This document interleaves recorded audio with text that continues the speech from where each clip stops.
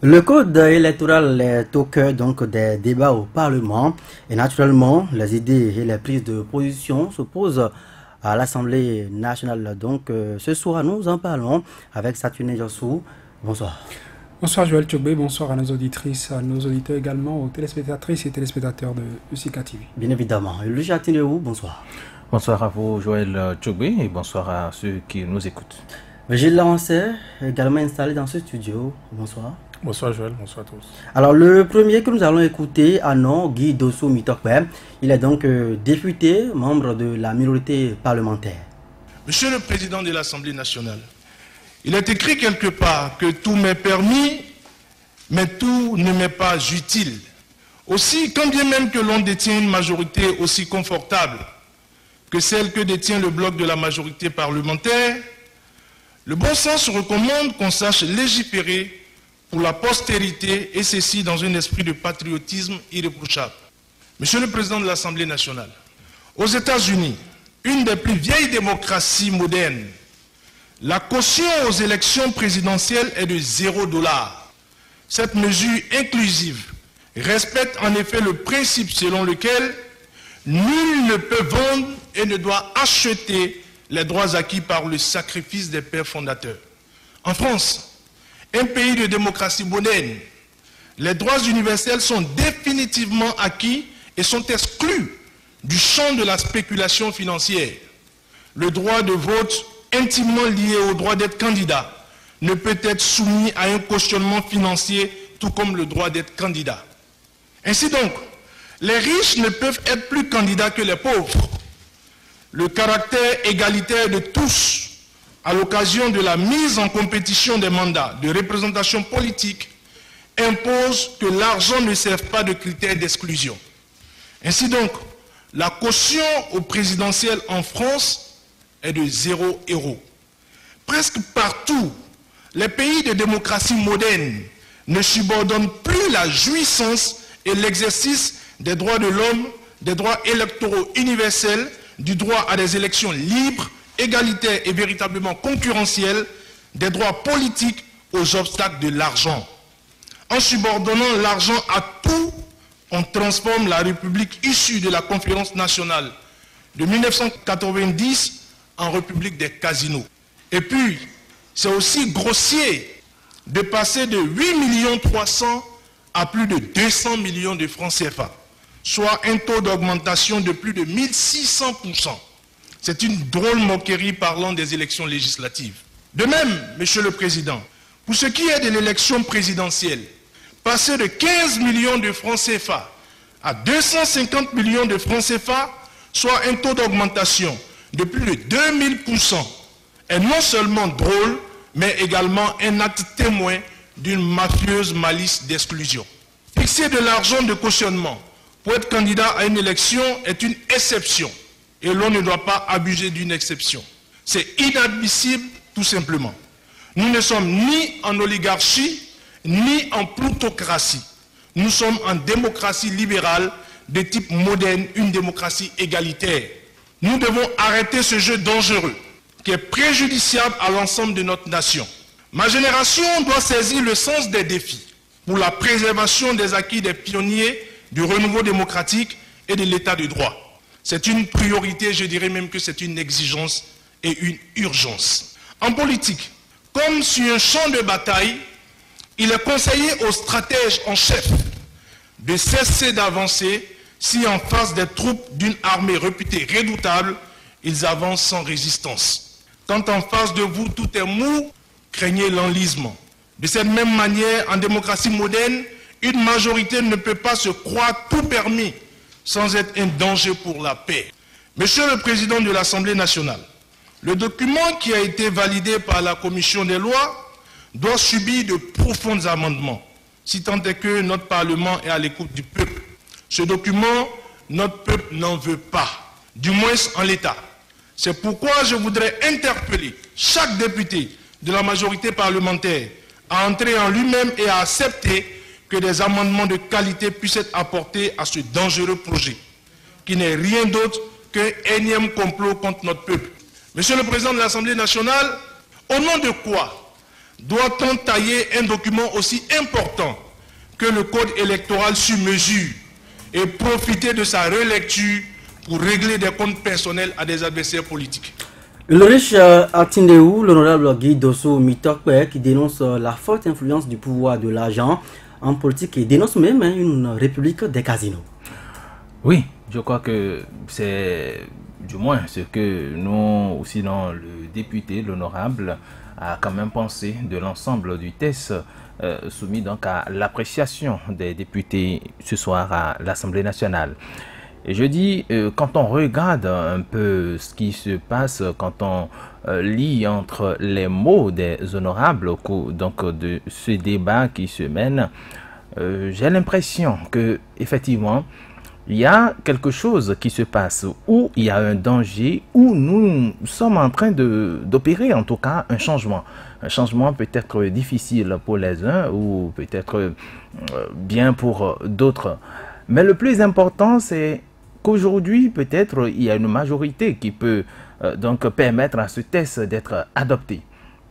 Adopté, oui, parce que ils sont ceux qui ont proposé, en tout cas, si vous avez suivi l'ensemble des débats, où les débats, toujours est-il, sont en cours, si vous avez suivi un peu les uns les autres, vous allez comprendre que le bloc de la majorité, comme d'habitude, ne bouge pas. Il est donc debout, droit dans ses bottes. Il est là, il est dans sa position, un peu comme vous avez peut-être pris des positions hier. Aujourd'hui, nous aussi, nous avons pris une position, un peu comme dans un jeu de ping-pong, c'est-à-dire vous avez une réponse du berger à la bergère. Donc aujourd'hui, ils sont donc en train de répliquer par rapport donc à tout ce qui a eu peut-être les échecs répétitifs de la révision de la Constitution. En un mot, je veux dire, aujourd'hui, ils sont peut-être dans l'objectivité. Je dis ils sont peut-être parce que vous avez suivi un peu la réaction de Guy Dosso Mitokpe. Il est contre, il est foncièrement contre ce projet. Il a parlé de 8,3 millions. Nous, désormais, on parlera de 200 millions pour les législatives. Il a parlé de la caution également pour les présidentielles. Il a donné des exemples. Il est contre. Et effectivement, on peut se dire, mais pourquoi donc c'est tôt? Déjà, au cours d'un atelier ou d'un séminaire organisé par l'Assemblée nationale ou le président de l'Assemblée nationale pour étudier toujours cette question avec les sachants, les gens étaient même déjà revenus sur ces cautions qui étaient à l'époque, selon la proposition, à 50 millions. Les gens avaient dit, mais pourquoi mettre la caution à 50 millions? Il faut ramener là-bas, ça dit un peu plus bas. Pourquoi même fixer une caution pour les élections présidentielles, les élections législatives? On peut trouver d'autres moyens. Aujourd'hui, on est passé à 250 millions. Et lorsque vous écoutez un peu ceux-là qui défendent cette thèse-là, ceux qui ont proposé, j'ai écouté l'honorable Louis Vlavonou qui disait parce que le montant, le taux fixé par exemple pour les campagnes, c'est 200 ou 2,5 milliards. Voilà, 2,5 milliards. Et quand on prend les 10%, on a les 250 millions. Donc celui qui n'a pas 2,5 milliards pour dépenser pour une campagne, pourquoi se présenterait-il à une élection présidentielle? Et je trouve quand même que les députés, le débat est un tout petit peu biaisé parce que la personne peut ne pas dépenser 2,5 milliards, il peut dépenser peut-être 50 000 et être élu président. Donc je crois qu'il y a un problème de fond. Aujourd'hui, ils peuvent être dans le vrai, ils peuvent décider de tout, ils peuvent prendre des décisions, ils peuvent voter ce ils ont leur vérité à eux. Ils ont leur vérité à eux. Et demain, lorsque d'autres viendront, je prends même l'exemple simplement, une autre législature vient, s'installe et dit, bon, par exemple, cette mesure qui dit les chefs d'État qui vont se présenter à toute élection législative, on leur retire le statut d'ancien président, et une autre législature peut venir pour dire, moi, je rétablis ces anciens présidents dans leur droit. Et dans ce cas, on va se poser la question à savoir, ceux qui ont voté aujourd'hui cette loi-là, sont-ils dans l'objectivité ou ce sont ceux qui vont voter? Peut-être demain, nous sommes dans des suppositions. Moi, je suis en train de voir un peu plus loin. Ceux-là qui vont voter ça demain, est-ce ceux-là qui sont dans le vrai? Alors, Vigile Aroncet, l'honorable Guy Dosso Mitokpe évoque donc le cas des États-Unis, 0 $ comme caution pour aller à la présidentielle. En France, 0 € pour aller aux élections. Pourquoi donc instituer une caution aussi faramineuse donc au Bénin? Il pense que nous sommes dans une république des casinos. Il n'a pas que le député Kimi Topé, il fait même partie de la minorité, c'est députés qui constituent, disons, une vingtaine de députés en face donc, du camp du pouvoir.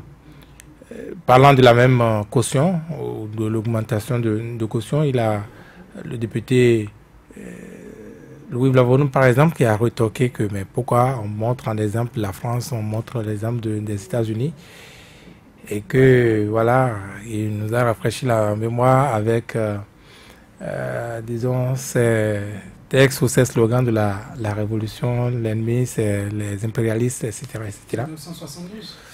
Voilà. Mais et pourquoi on va montrer alors que nous avons vaincu cette démon-là depuis ces temps-là? Moi j'ai souri. Pourquoi on devait montrer encore l'exemple, montrer en exemple ces pays? Mais la démocratie, puisque c'est d'elle qu'il s'agit. S'il avait su dire non, peut-être qu'il ne serait pas venu à l'Assemblée. Il aurait dû dire non, on va rester comme au temps de Béhanzin, au temps de Kaba. On va instaurer la royauté. Il ne serait même pas au Parlement. Parce que l'acceptation, n'est-ce pas, de la démocratie, c'est la conséquence qu'il soit au Parlement. Donc, c'est allé dans tous les sens et peut-être ceux qui ont plus parlé, à cause de l'arithmétique encore, c'est les députés de la majorité, les députés BMP. Si vous voulez, Joël, moi je vais moins parler ce soir. Je vais moins parler ce soir parce que je suis de ceux qui pensent qu'il a un temps pour tout. Il a un temps pour tout. Vous êtes déjà fatigué, déçu du comportement de ces élus du peuple? Pas du tout. Je remercie le ciel, disons, le droit d'opiner, j'ai le droit d'analyser, j'ai le droit de commenter. Et je crois que même ce droit, ça peut s'arrêter à un moment donné. Ça doit s'arrêter en ces temps-ci. Et on va laisser les députés faire, puisque eux, ils ont le privilège d'avoir le droit de la décision.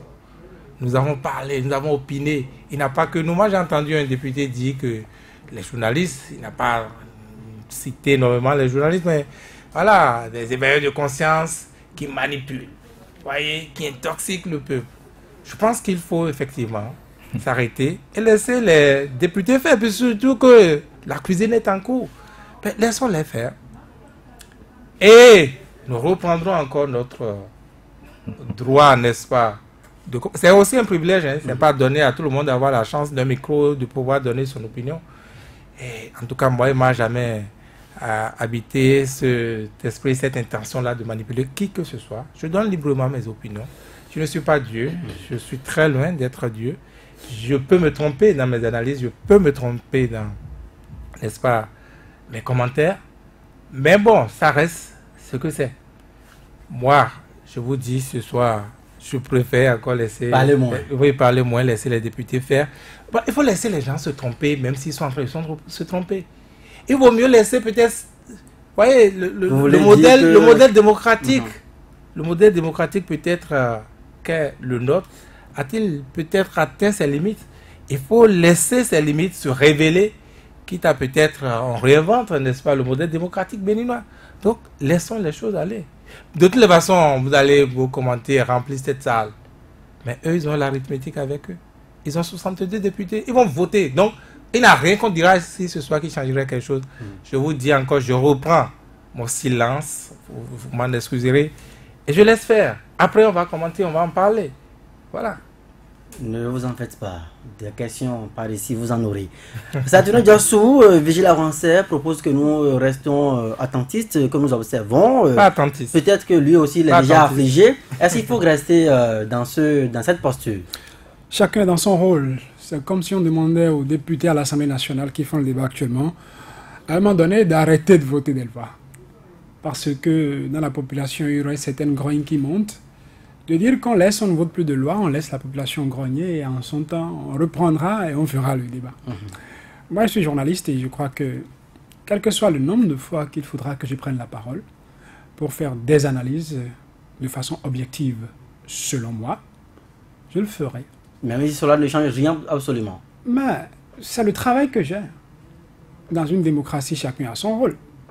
Et la presse fait partie des éléments essentiels qui font qu'on évalue la vitalité d'une démocratie. Alors c'est comme si on demandait par exemple aux organes de presse de fermer baraque, laisser le pays aux politiciens. Vous parlez de ce que j'ai dit? Bon, laissez-moi. Non, vous parlez de ce que j'ai dit? Je commence pas par dire ce que j'en pense. Non, rassurez-moi. C'est pour dire que, oui, comme Virgile il en arrive, il peut arriver qu'on soit exaspéré. Des politiques qui prétendent agir au nom du peuple, parce que oui, on les appelle les représentants du peuple, mais qu'à un moment donné, quand ils ont eu ce mandat du peuple, agissent non pas forcément, ou non pas toujours dans l'intérêt de ce peuple, mais dans leurs propres intérêts. C'est une proposition de loi qui est en cours d'étude à l'Assemblée nationale. Et je suis, tout à l'heure quand j'écoutais le débat depuis, il m'arrive de rire, et à un moment donné de me taire également, parce que c'est un peu violent de constater qu'il y a un sentiment, ce sentiment qui... Pas de revanche, pas du tout. Je n'ai aucun intérêt à prendre une revanche contre qui que ce soit. Voir le rire, la tristesse succéder au rire, je vais dire. C'est comme quitter 0 degré, aller à 90 degrés, revenir encore à 0 degré Celsius. Je parlais d'une proposition de loi qui est en discussion à l'Assemblée nationale, mais j'entendais des députés dire que... ou nous suggérer, nous laisser comprendre que ça a beau être une proposition de loi, mais que derrière cette proposition de loi se cachait quelqu'un, le président de la République, que nous sommes en train de soutenir. C'est aussi ça la démocratie. Quand un pouvoir est en place, il y a des gens qui le soutiennent et d'autres qui ne le soutiennent pas. C'est ça la mouvance, c'est ça l'opposition. Mais quand je vais dans les raisonnements qui sont avancés, c'est là la tristesse s'installe. J'ai vu des gens qu'ils me pardonnent, qui, à mon avis, apprenaient à parler. Peut-être que dans ces mêmes studios, on a eu à dire, entre-temps, que pendant que Roselyne Soglo n'était pas à l'Assemblée nationale, on n'avait plus entendu de femmes parler, il n'y avait que des hommes qui parlaient. J'en ai vu de femmes qui ont pris la parole, mais qui, dans tout le développement, ont plutôt, je me retiens de ne pas dire ça, m'ont rendu triste. Parce que... Vous avez tout le temps sollicité l'intervention des femmes. Oui. Et une fois qu'elles ont répondu favorablement à votre appel... Et c'est ça, je dis. Quand la femme prend la parole, quand elle parle, il faut qu'on soit d'accord avec elle. Il faut qu'on l'applaudisse. Il faut qu'elle puisse convaincre. Et c'est ça, Roselyne Vieira Soglo. Paradoxalement à d'autres que j'ai écoutés ce soir. Quoi? Une Roselyne ne remplace pas une autre, c'est ce que vous voulez dire? Ne m'amenez pas à donner de prénoms, à donner de prénoms. S'il vous plaît, Virgile Avancé. J'en étais triste et je me disais, mais elle a pris la parole pour dire quoi finalement? Que ce serait voté à 100% et que voilà, parce que des arguments que j'ai écoutés, je n'en ai écouté que des arguties. Ils sont démontables. Alors, vous m'excuserez donc que je vous arrête. J'en arrive maintenant. Vous avez voulu qu'on aille sur la question de l'argent, c'est sur ça nos opinions. Et je pense que j'allais proposer volontiers, après avoir écouté tout ça, qu'on change l'hymne national du Bénin, que ce soit plus l'homme nouvel enfant du Bénin debout que nous chantions. Vous voulez quel Je ne sais pas quel autre chant que j'allais proposer. Je pense à tout hasard à ce morceau du groupe Toufan qui fait le buzz actuellement. L'argent, money, Sidi. Parce que oui, c'est le règne de l'argent. C'est cette plutocratie aussi. Peut-être on a honte d'aller chercher un artiste étranger qui nous proposerait notre hymne national. Allons chercher, je crois, entre autres, je ne sais pas moi, Vivant qui a changé, tiens dit l'argent, parce que c'est ça. Quand on fait ce débat, beaucoup penseraient que, ben oui, c'est assis sur les FM, on dit ça, Sébastien Germain à Javon, ou peut-être l'opposition. Je voudrais que ceux-là prennent du recul, pour savoir qu'aujourd'hui, si on dit, par exemple, pour la présidentielle, 250 millions, que quelles que soient les misères qu'on ferait à un Sébastien Germain à Javon pour aller à l'élection présidentielle, je pense, je peux me tromper, que ce ne sont pas 250 millions qui lui manqueraient pour être président de l'Assemblée nationale, pour être candidat à l'élection présidentielle. Que si on pense à Boni Yahi, que ce ne serait pas, je pense, je présume, 250 millions qui manqueront à Boni Yahi pour être président, pour être candidat. Si entre-temps, on disait, bon, puisqu'on a dit, vous perdez, quand vous êtes candidat au législatif, vous perdez votre statut d'ancien président. On pourrait faire le débat après pour dire, si entre-temps, j'ai perdu mon caractère, mon statut d'ancien président, permettez que je perde ce statut une bonne fois pour de bon et que je revienne pour aller à la présidentielle, conquérir ou reconquérir ce statut d'ancien président. Loin de ceux-là. Quand on dit 200 millions pour une liste aller aux législatives, on oublie que l'un des critères, c'est déjà que la limite d'âge pour être législative, c'est 25 ans. En tout cas, jusqu'au code électoral qui est en vigueur. La loi qui date, je crois, de 2013. Combien de jeunes de 25 ans pourraient se permettre ça? À 25 ans, il est encore au chômage, hein? Ben, pour la plupart. Tout trempé. Et quand on dit... Il y en a qui sont au collège aussi. Et quand on dit, entre autres, 25 ans, pour être candidat à aux élections législatives, et qu'à l'autre extrême, on dit pouvoir débourser parce que les gens ont vite fait le dispatching et on dit ça fait 3 millions. Je ne sais pas dans ce studio s'il y a quelqu'un, en tout cas pas moi, qui pourrait débourser 3 millions pour aller à des élections législatives. Pas moi. Combien de jeunes de 25 ans pourraient le faire? Et quand on dit une proposition de loi, on dit derrière que c'est le président de la République qu'on soutient. Je voudrais qu'on fasse cette image de celui qui est le président de la République aujourd'hui. Il a le pouvoir exécutif, c'est lui qui détient ce pouvoir-là aujourd'hui. Mais avant de détenir ce pouvoir, c'est également un pouvoir financier terrible qui est là. Cela voudra dire qu'en dépit de tout, il a beau continuer d'être président de la République, ou ne pas l'être demain, si les Béninois en décident ainsi, ou si peut-être il décide de ne plus poser sa candidature, c'est qu'il y aura dans l'ombre des gens qui détiendront de l'argent, et que des gens qui n'en ont pas et qui rempliraient d'autres critères iront solliciter pour pouvoir avoir la caution à déposer pour des élections, que ce soit législatives ou présidentielles. Et vous savez que ces gens ont beau être dans l'ombre, si vous allez les solliciter pour être candidat, s'ils soutiennent votre candidature, c'est qu'une fois président, ils vous contrôlent. Boni Yahi en sait quelque chose. Je ne voudrais pas indiquer, quand on parle de télécommande, de ceux-là qui l'ont soutenu entre-temps, qui ont soutenu sa candidature. Il a été, pas dû, il a été sous l'influence de ceux-là, qui l'empêchaient de diriger le pays librement. Ceux-là qui sont au pouvoir aujourd'hui, qui indiquent aux autres politiques qui n'ont pas ce pouvoir de l'argent, diriger l'argent comme ultime barrière pour des candidats, que ce soit législatifs ou présidentiels. C'est là le piège que beaucoup ne voient pas aujourd'hui. Et tous ceux qui sont en train de pérorer à l'Assemblée nationale aujourd'hui, c'est pourquoi moi j'ai dit dans mon fauteuil tout à l'heure à mon bureau, quand je souriais, c'est comme on le dit.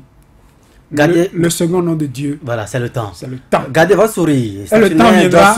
On se rendra avec compte la régie, en liaison avec la régie. Nous allons donc cette fois-ci écouter l'honorable Valentin Agassou Djanotin, puis l'honorable Rachidi Gbadamassi.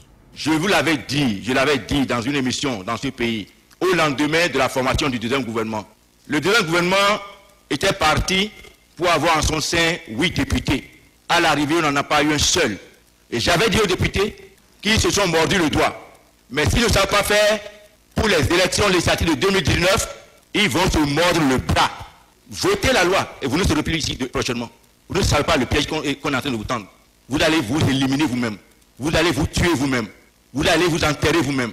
Et franchement, je ne sais pas ce qui se passe avec nous. Monsieur le Président, je vais plus loin. On dit, parce qu'on est ancien président de la République, on n'a pas le droit de se faire candidat, sinon on perd son statut. Comme si on pourrait dire, si on est président de l'Assemblée nationale, on ne peut plus être candidat. Si on a été ministre de la République, on ne peut plus être candidat à l'élection législative. Il faut accepter perdre son statut d'ancien ministre, il faut accepter perdre son statut d'ancien président d'institution. Mais où est le lien?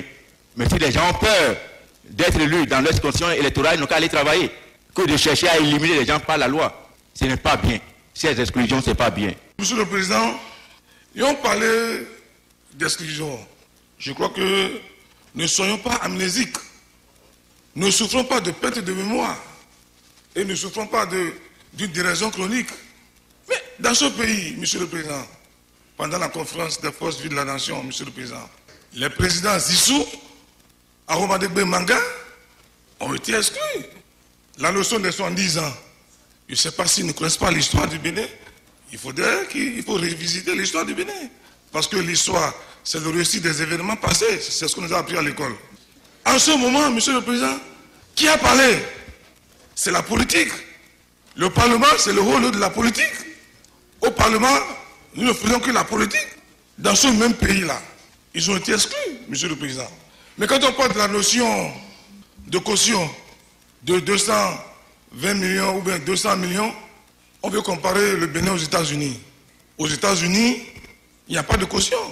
Mais au Bénin, de fait que la caution est passée de 5 millions à 15 millions, de fait que la caution est déjà fixée, on peut réduire comme on peut augmenter en fonction de la réalité politique. Vous savez, il y a la date de Choma qui dit quand les enfants s'amusent et se talochent et un grand vient s'asseoir, ils seraient traités comme les enfants. Ils seraient traités comme les enfants. Ce qui me manque, moi, Monsieur le Président, pour parfaire mon CV politique, c'est d'être le challenger d'un ancien chef d'État au niveau de ma sélection électorale. Et j'attends ça, Monsieur le Président, pour parfaire mon CV. C'est pour ça que dans les jours à venir, je vais déposer un amendement pour enlever et permettre aux anciens chefs d'État d'être candidats. Il y a aussi cette affaire peut-être des douaniers aussi. Il y a beaucoup d'amendements que nous allons faire. Donc pour finir, Monsieur le Président, ne nous faisons pas peur. Et personne ne peut intimider quelqu'un. Vigile avancé, bon, après les anciens chefs d'État, les douaniers peut-être bientôt, d'autres corporations seront bientôt également avec la proposition de loi peut-être boutée dehors. Mais déjà la réaction après avoir écouté Djanotin et puis Gbadamassi. Gbadamassi ne parle pas de cet amendement-là au hasard. Gbadamassi ne parle pas de cet amendement au hasard. Vous savez, il a tout en politique, hein, il a tout aussi parmi nos députés. Il a au moins une qui a été un peu imprudente sur ce soir de laisser entendre, par exemple, que si c'est ça que le chef de l'État veut, ben nous, on va l'accompagner. Je demande aux députés de la minorité de l'accompagner. On va voter à 100%. Là, vous la citez. C'est imprudent. Mais elle a dévoilé le couvent encore. Elle a dévoilé le couvent. Mais elle n'est pas le la chef de première à faire cette bourde-là. Hein. Rappelez-vous que dernièrement, il y a eu un député également, la 6e de la même région, qui a dit, bon, c'est parce que le grand chef m'a demandé de voter votre rapport que je vote cela. Exactement. Voilà. Donc elle a dit, et le grand chef ne veut pas, n'est-ce pas, enfin il dit de laisser tomber ça, et donc ça va être laissé tomber. Et évidemment, si qu'il se l'approprie rapidement, il va faire passer ça. C'est pour vous dire quoi. Si c'est ce qu'on veut, et avec les députés qu'on a, je vous dis encore une fois, il faut laisser les choses se jouer. Il faut laisser les choses... Mais moi, je ne sais pas, moi je ne veux pas refuser d'opiner, mais je pense que c'est le temps plutôt pour les députés d'agir. Il faut les laisser agir pour qu'on ait de matière pour obéir. Vous pensez que les conséquences vont mieux éduquer que les conseils? Ouais, évidemment. Vous n'avez pas appris au biberon? Enfin, moi, c'était déjà mon cas. Tout acte que vous posez a un prix. Et ça, c'est toujours vérifié. Tout acte que vous posez dans la vie a un prix. Et donc, je ne le fais pas de mauvaise prière, et c'est comme ça que les choses... sont réglés dans la nature, et donc moi je pense qu'il faut Joël, il faut les oublier. Non, je ne dis pas de les oublier. Mais vous faites quoi, Dia, puisque vous vous abstenez de rentrer moi, dans le fond? je garde ma position et j'entends les choses. Je vois un vigile avancé un peu découragé, affligé complètement, fatigué de parler à cette députée. Moi je ne suis pas député. Vous n'êtes pas député. Qu'est-ce que je peux faire? Mais devant vous, il y a un micro. Est-ce qu'il parle à sa députée? Je ne sais pas si c'est à sa députée qu'il parle. Vous parlez au Béninois également. La dame qui se trouve actuellement à Daon, qui veut quand même... Daon, c'est où déjà? C'est à Timé. Ah. Voilà. Ben oui, si nous écoutez à Parlement. Vous attendez que ce soit où? Non, ça ne peut pas... Peut-être à la fin. Ça ne peut pas être... Si c'était pas à Timé, ce serait à Diaco le Camp. Voilà, c'est clair. Et demain, du Jonas Pedro, ça revient. Je ne vais pas parler de ces choses-là. Pour l'instant, là, ben, parlons d'autre chose, la couleur du ciel. Bon, le ciel, le soleil est caché aujourd'hui. Quand on va voter, on va revenir en studio. On va parler de ça. Richard, voilà, même si je m'abstiens, je dois éclater de rire après Vigile avancé. Oui, ben, non, quelque part, Vigile a raison. Il faut peut-être laisser les choses arriver et voir. Parce que, effectivement, comme on l'a dit tout à l'heure, l'honorable Gbadamassi, nous écrivons l'histoire, c'est vrai. L'histoire, ils sont en train de faire leur temps. Et je l'ai dit tout à l'heure, ce temps va aussi passer. Tout à l'heure, nous allons peut-être parler d'autre chose. Et c'est pourquoi, quand je regarde ou quand je vois un peu tout ce que les députés, les uns les autres, avancent aujourd'hui comme argument pour défendre le projet, ce code électoral, je me dis, attendons. Le Badamassi, lui, par exemple, a été clair. Hein.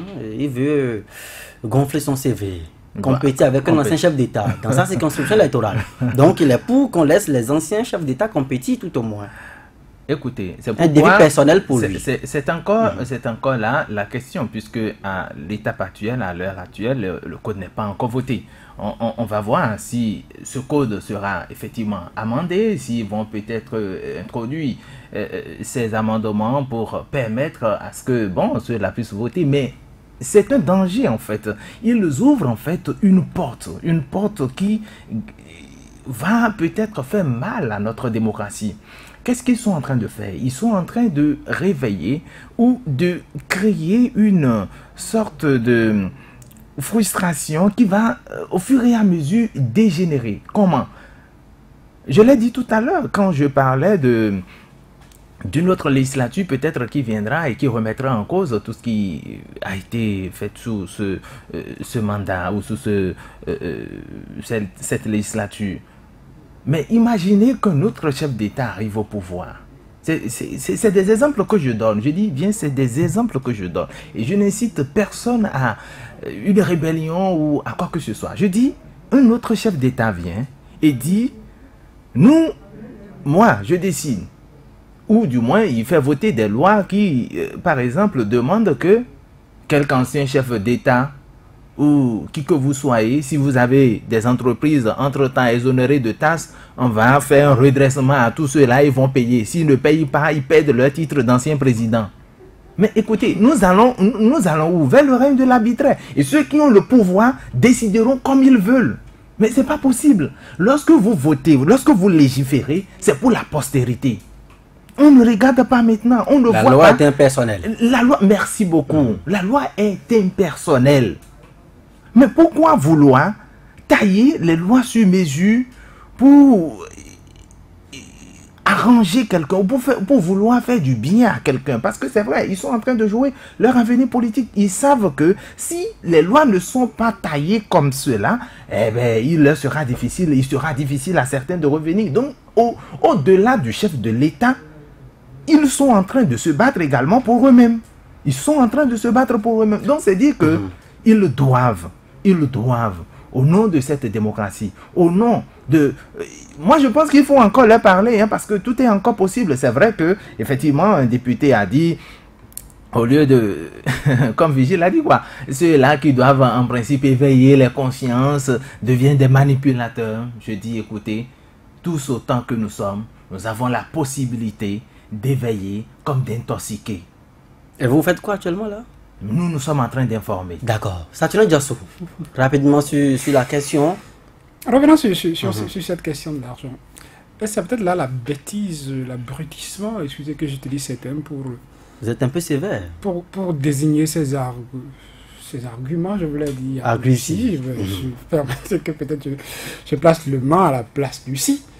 Pour dire, ben oui, 250 millions, ça va limiter les candidatures fantaisistes. Je me dis, même à l'étape actuelle, on dit 15 millions pour ceux qui seraient candidats.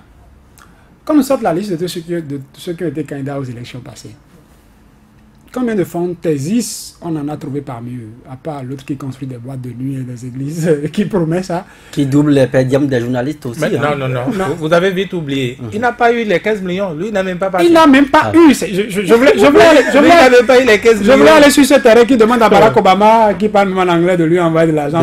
Qui prenait Zem pour aller faire la bourse. C'est des candidats. Ça a créé quand même le buzz. Ils ont Salifou qui lui, entre autres, qui lui permettent quand même de rentrer dans leur voiture pour sauver quand même l'image des présidentielles. Donc, tous ceux qui étaient des candidatures, en tout cas fantaisistes à l'époque, n'ont même pas pu payer les 15 millions. Et pour ceux qui sont jugés peut-être moins fantaisistes et qui ont pu déposer les 15 millions, c'est qu'on oublie que dans nos tests, il a dit que quand tu paies ça et que quand tu vas aux élections, tu n'as pas un certain pourcentage, on ne te retourne plus ta caution. Mais si tu vas aux élections et tu obtiens un certain pourcentage, tu as la possibilité de reprendre ta caution. Et ne me dites pas que Sébastien Germain Adjavon n'aurait pas. Peut-être que le Trésor public ne lui retournerait pas ça, encore jusqu'ici, je ne sais jamais. Mais quelqu'un comme Sébastien Germain Adjavon qui est allé à la dernière présidentielle, qui a payé 15 millions, parce qu'il a obtenu un pourcentage donné, le Trésor public doit lui retourner les 15 millions. Je pense, hein, sauf erreur de ma part, si Virgile, absolument. S'il a fait ce pourcentage, on doit lui retourner sa caution. Cela voudra dire qu'il y a déjà cette garantie, cette barrière qui est mise. Si vous êtes sûr que 15 millions pour vous, ce n'est rien, allez déposer ça. Si vous n'obtenez pas le pourcentage, ça reste dans les caisses de l'État. Mais quand vous obtenez le pourcentage, cela voudra dire que on aura beau dire 250 millions. Quand ceux-là qu'on croit, à qui on croit vouloir faire du mal aujourd'hui en disant 250 millions, vont déposer leur pourcentage. Et je vais peut-être qu'à Jamon Sébastien, s'il va à la prochaine présidentielle, qu'il obtienne tout au moins le pourcentage de la dernière fois ou même un peu moins. Il rentrera en possession de ces 250 millions. Si les autres qui en auraient déposé, qui n'auront pas fait ce pourcentage, ils rentreront chez eux. Donc on se rendra compte qu'au finish, ce qu'on a érigé comme chicotte pour empêcher les gens d'y aller, n'en est pas, en tout cas n'est pas une chicotte. À la fin, et c'est pourquoi je le dis, ceux à qui on croit faire de mal, ce n'est pas à ceux-là qu'on fait du mal, en principe. Je peux aller sur d'autres aspects. Parce qu'on voit aujourd'hui la question de la caution comme étant la barrière qu'on est en train de fixer pour éliminer. Le quitus fiscal, oui, on a eu à en parler de par le passé, on a dit que ce n'est pas nouveau, c'est une vieille disposition qui existe aujourd'hui. Mais les gens exprès ne font pas le débat sur la concentration qui est faite dans les mains d'une seule personne pour délivrer ce quitus fiscal. Un député le disait en plénière, qu'on permette dans les autres départements que les directeurs départementaux puissent délivrer du quitus fiscal. Et c'est paradoxal. Quand vous voyez les mêmes députés qui font des propositions concernant d'autres lois en disant, parlant du contentieux électoral après les élections locales, communales et municipales par exemple, qu'on permette, au lieu que les candidatures ou les candidats de Tchoumi viennent jusqu'à la cour, ici, à Porto Novo, pour connaître du contentieux, qu'au niveau des tribunaux, qu'on puisse rapprocher ça de ces candidats-là. Au même moment, on propose que ces mêmes candidats, si entre-temps ils étaient à la présidentielle, viennent jusqu'à Cotonou pour avoir le quitus fiscal d'un seul individu. On ne voit pas là la volonté du politique de vouloir contrôler, de vouloir détenir le dernier mot en matière de qui compétit avec moi. Et en matière de qui compétit avec moi, pour celui qu'on dit se cacher derrière ces propositions, on connaît la philosophie. C'est empêcher toute compétition. Tous ceux qui sont capables de nous tenir tête, de lui tenir tête, les éliminer. Et voyez ce qui est là comme carte. Prenez les principaux partis d'opposition, parce que ce qu'on ne dit pas, et l'analyse que moi je fais déjà, ce n'est pas seulement que nous allions aux législatives avec des gens qui seraient incapables de payer caution ou pas. C'est même déjà empêché, par exemple pour les législatives, qu'il y ait des listes qui viennent de l'opposition. Le schéma, je vous le dis tout de suite. Est-ce que vous savez que les forces Coripoint Bénin émergents devenus partis politiques n'ont pas eu leur quitus, n'ont pas eu leur récépissé jusqu'ici? On n'a pas délivré de récépissé aux forces Coripoint Bénin émergents devenus partis politiques.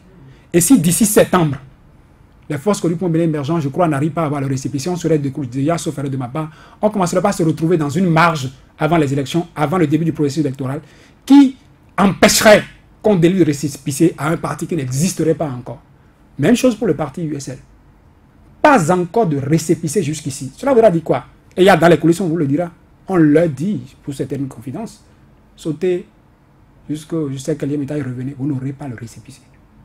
Donc ça a déjà empêché les listes adverses d'avoir de candidature. Alors qu'au même moment que FCBE n'a pas eu récépissé, vous savez depuis quand FCBE est devenu parti politique et est allé en congrès, vous savez depuis quand l'USL est allé en congrès et est devenu parti politique, au même moment que ceux-là n'ont pas de récépissé, il y a des partis qui soutiennent le chef de l'État qui ont été créés avant-hier, qui ont déjà leur récépissé. D'accord. Alors, c'est pas pourquoi vous m'arrêtez, je voulais continuer. Vous avez encore des choses à dire. C'est pour vous dire qu'il y a plein de choses aujourd'hui qu'on évoque comme prête à tort ou à raison à des partis qui auraient participé à ce consensus. On parle des sachants, on parle de société civile. Je crois que vous et moi, pour avoir été à des reportages, nous avons écouté des acteurs de la société civile qui ont dit toute leur désapprobation par rapport à l'argent qui est érigé aujourd'hui en maître comme caution. La société civile, à part quelques-uns que vous rencontrez, que je ne voudrais pas nommer, mais que vous connaissez, qui à la face du monde disent ceci et qui dans les coulisses vous disent autre chose, ceux parmi eux qui font financer leurs activités par les gens du pouvoir en place, on sait ce qu'il y a là. et qui viennent nous dire ceci, quand vous les rencontrez en coulisses, vous dites, qu'est-ce qu'ils sont en train de faire? Il dit, j'en ai rencontré un la dernière fois, j'ai tellement ri, j'avais bien envie de lui dire, mais c'est vous qui avez dit ceci, non? Pourquoi vous quittez les caméras et les micros, vous venez dire ça dans les coulisses? Assumez. La société, ce que vous dites est extrêmement grave. La société civile. Vous parlez finalement de qui? Vous ne m'amenez pas à citer de nom parce qu'il y a dit je ne citerai pas. Oui, mais tout le monde. Au risque d'emballer, voilà, tout le monde. Vous en connaissez, vous avez écouté cette société, tout au moins la plateforme des organisations de la société civile. Vigile au moins connaît ça. A dit pourquoi ériger l'argent en principe comme caution, en tout cas comme barrière. La question des signatures a été proposée par les acteurs de la société civile. Je ne sais pas s'il y en a un parmi eux qui a dit aujourd'hui, oui, l'argent, à part ceux qui voient les caméras seules et qui disent autre chose, qui te trouvent en groupe et disent autre chose. C'est-à-dire que les politiciens savent ce qu'ils sont en train de faire. Et c'est comme on l'a dit aujourd'hui, demain, ils se rendront compte que aujourd'hui, je peux comprendre à la limite la tolérance de ceux qui sont à l'Assemblée nationale, qui sont tenants, qui sont maîtres ténors de ce deal.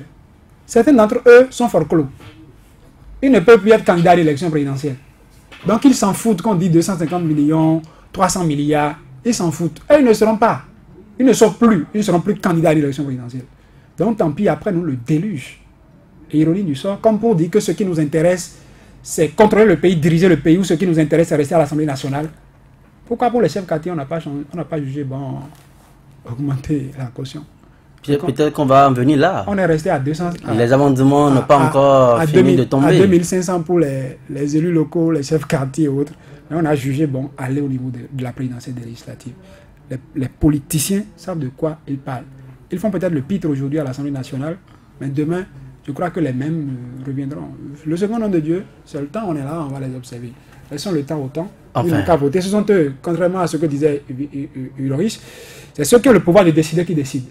Et quand ils auront la décision, ils auront pris la décision. Ceux qui n'ont pas ce pouvoir seront obligés de subir d'une certaine manière.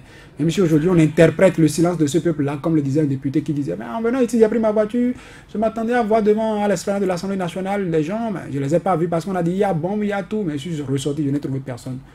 Moi, je vois plutôt ça comme étant une certaine tristesse. Et si dans le cœur des Béninois, on pouvait voir un drapeau ici, je crois que ce soir, on verrait dans la plupart des cœurs le drapeau plutôt en berne.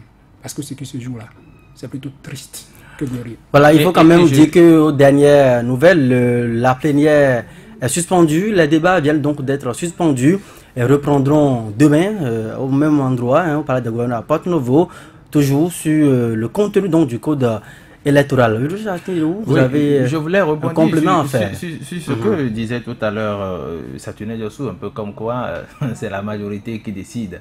Les autres doivent subir. Effectivement, nous sommes en démocratie et c'est la majorité qui décide pour les autres. Mais je dis, si cette majorité décide aujourd'hui et qu'une autre majorité trouve que c'était de la subjectivité ou que c'est de la subjectivité, je dis, on aura fait un pas en avant et deux pas en arrière. On parle aujourd'hui des cautions. Si vous pensez que même avant déjà d'annoncer officiellement votre candidature, il faut que vous déposiez les 15 millions, je crois que ça va éviter les candidatures fantaisistes. J'allais dire, quand on parle de quitus fiscal, c'est heureux comme le dirait le Béninois dans le langage vulgaire. La vraie sorcellerie, c'est de voir des députés qui n'ont pas encore déclaré leur patrimoine jusqu'ici, donner des leçons de probité à ceux qui iront à des élections, qui ne sont même pas encore candidats, qui doivent être à jour, vis-à-vis du quitus fiscal. Vous êtes à l'Assemblée, vous n'avez même pas encore satisfait les exigences de la loi qui existe actuellement. Vous n'avez même pas encore déclaré votre patrimoine. Et vous êtes à l'Assemblée nationale, vous voulez donner des leçons à qui?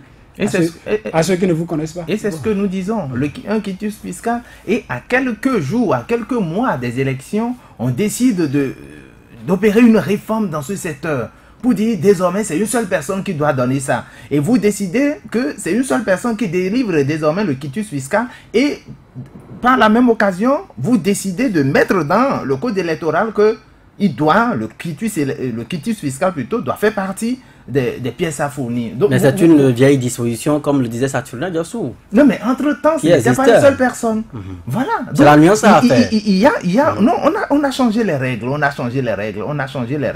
et on a envie, on sent que c'est des lois, en fait, qui visent des adversaires politiques possibles ou probables. Donc, moi, je pense que les députés, ils doivent faire preuve d'honnêteté, ils doivent quand même faire preuve de gentleman et dire, écoutez, les gens, sinon les députés, ceux de la minorité ont relevé ceci, ils ont relevé cela. C'est pas ce qui nous gêne. Nous, puisque nous sommes là pour compétitionner, on accepte de doter ces barrières et nous allons aux élections et nous allons voir. Merci à vous. Merci donc de nous avoir suivis et à demain.